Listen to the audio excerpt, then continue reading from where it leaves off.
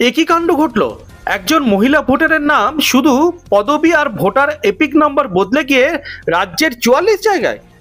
হ্যাঁ, এমনই অভিযুক্ত করছেন বিজেপি নেতা পাণ্ডবেশ্বরের প্রাক্তন বিধায়ক জিতেন্দ্র তিওয়ারি। দুর্গাপুরের পাণ্ডবেশ্বর বিধানসভা ডিভিসি এলাকার 47 নম্বর বুথের বাসিন্দা হচ্ছে মায়ারানী গোস্বামী। তার সাথেই ঘটে গেল এমন অদ্ভুতুরে কাণ্ড। বেশ চলছিল কিন্তু তার সংসার, অভাব থাকলেও দিব্যি চলছিল তার সুখের এই সংসার। কিন্তু এসআইআর ফর্মের কিউআর কোড স্ক্যান করতে গিয়ে ধরা পড়ে গেল অদ্ভুতুরে এমন কাণ্ড।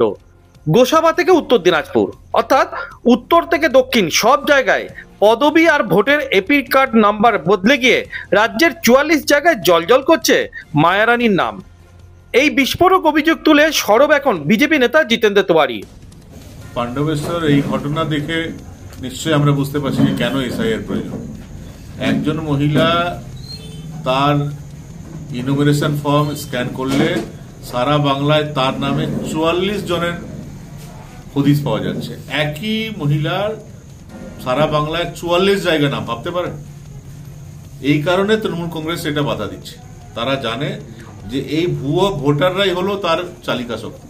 হয়তো এই মহিলা জানেন না যে আরো 44 জায়গা তার নাম আছে, কিন্তু এই ধরনের কত মহিলার নাম নিয়ে বিভিন্ন জায়গায় নাম তুলে রেখেছে তারা, এবং তাদের ভুয়ো ভোটটা তারা করায়। এই ভোটে তারা ভোটে জিতে আসে।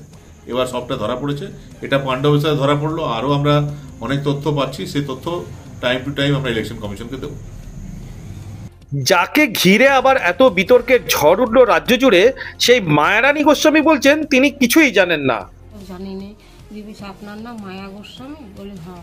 দিয়ে ওই মুখে বললাম, আর ওই কাগজগুলো দেখলো, দেখে কোথাও আমাকে এই কথাটাই বললো। বলছে তোমার কোনো ভয় নেই, তুমি কোথায় ভোট দিয়েছো? আমি বলি বৈদ্যনাথপুর স্কুলে। আর এইখানে দিচ্ছি হাই স্কুলে। এসআইআর ফর্ম ফিল আপ করেছেন আপনি? হ্যাঁ, করেছি। আপনার সংসার কিভাবে চলে? আপনি? আমি কাজ করি, খাই বাবা, বেতন মেয়েটার আমি, আর কিছু আমার ইনকাম নেই। আর এত জায়গায় হঠাৎ করে নাম, ওইটুকু ওইগুলো কোথায়? আমি তো আর এই 2 জায়গা ছাড়া আমি কোনো জায়গাতে নাম জানি না। 2 জায়গা ছাড়াই বৈদ্যনাথপুর আর এই হাই স্কুল, তাছাড়া আমি কোনো জায়গায় জানি না। 2 জায়গায় কেন হলো? ও আগে ওই পাড়াতে ছিল না, আমার স্বামী মারা যাওয়ার পর ওইটু রেলের জায়গা উঠে যাবে বলে তখন আমি এইখানকে চলে গেলাম। ওইখানে নামটা কাটিয়ে দিয়েছিলেন? ওইখানে নামটা ওরাই কেটে দিয়েছে বাবা, সিপিএম এর আমল। তখন ভোট দিয়েছে, আর তো দিইনি। এই ঘরটা ওর কোথা থেকে পেয়েছেন? এটা ঘরটা সরকার থেকে দিয়েছে। ঘরটা আমাকে সরকার। কতদিন আগে পেয়েছেন এটা? এটা বাবা আজকে অনেক দিন হবে, তাও 7-8 বছর বেশি হবে। ঘরটা আমাকে যখন দিয়েছে। তাহলে কিভাবে ঘটে গেল অদ্ভুতুরে এমন কাণ্ড? কে দায়ী এই ঘটনার জন্য? কেই বা করলো এই কাজ? কেনই বা এতদিন নজরে এলো না কারোর? উত্তরে বর্ধমান দুর্গাপুরের তৃণমূল সাংসদ কীর্তি আজাদ ও জেলা তৃণমূল নেতা উত্তম মুখোপাধ্যায়ের দাবি, এই দায়িত্ব নির্বাচন কমিশনের। इस मायारानी जी का तो देखना चाहिए क्या है, कैसे 44 जगह पर नाम गया है, कौन डाला है, कैसे डाला है, इलेक्शन कमीशन क्या देख रहा है। यही सब कमजोरियां हैं इलेक्शन कमीशन के अंदर।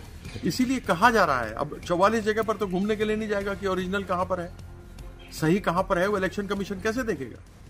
बीएलओ के ऊपर इतना दबाव है, बीएलओ जा नहीं पा रहा है, बीएलओ आत्महत्या कर रहा है।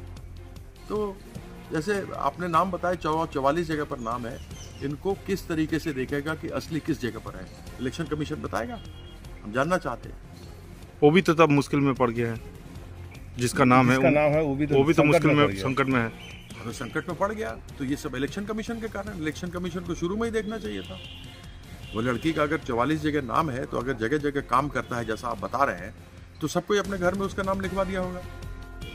দেখুন, জিতেন বাবু আমাদের পাণ্ডবেশ্বরের বিধায়ক ছিলেন, আমিও ওনাকে ভোটটা দিয়েছিলাম, কিন্তু এখন উনি পাল্টি মেরেছেন। পাল্টি মারার পরে আলফাল বললে ভুল বকলেতে চলবে না। আপনাকে মানবিক দিক থেকে বিচার করে অরিজিনাল কথাটা বলতে হবে।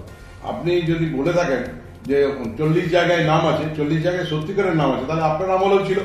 আপনার তো ওটা বলা উচিত যে আমি ওখানকার যে বিধায়ক হয়েছিলাম আমারও 40 জায়গায় নাম ছিল, আমার আগের থেকেই পদত্যাগ করা উচিত ছিল, আমি পদত্যাগ করিনি। ওখানকার মানুষের রায়ে আমি ওখান থেকে শেষ হয়ে গেছি। আজকে বিজেপি করলে যে জিততে পারবেন কোনো রাস্তা নেই। বাংলার মাটিতে একদম ওই আপনার কি বলে মহাকুম্ভে স্নান করে যে যাত্রা করেছেন, আপনাদের এখানে 20টা বেশি আসন তো পাবেন না। আমি নিশ্চিতভাবে বলতে পারি। কিন্তু মার্ক্সবাদী কমিউনিস্ট পার্টি যেভাবে শূন্য হয়েছে সেই সম্ভাবনা প্রবল হয়ে গেছে। সাবধানে থাকবে, ভালো থাকবে। গোটা ঘটনাকে ঘিরে জোর রাজনৈতিক তরজা শুরু হয়েছে শাসক বিরোধীর। দায় নিয়ে চলছে দড়ি টানাটানিও। কিন্তু এরই মাঝে পড়ে এখন আতঙ্কে দিন কাটছে এক অভাবী পরিবারের অসহায় মহিলার। অভিযোগ এলে বিষয়টি খতিয়ে দেখার আশ্বাস দিয়েছে মহকুমা নির্বাচনী আধিকারিকরা। কিন্তু গোটা ঘটনায় এখন রাতের ঘুম উড়ে গেছে মায়ারানী গোস্বামীর। দুর্গাপুরে পাণ্ডবেশ্বর থেকে অনুরাধা সেনগুপ্তর রিপোর্ট, খাঁটি খবর।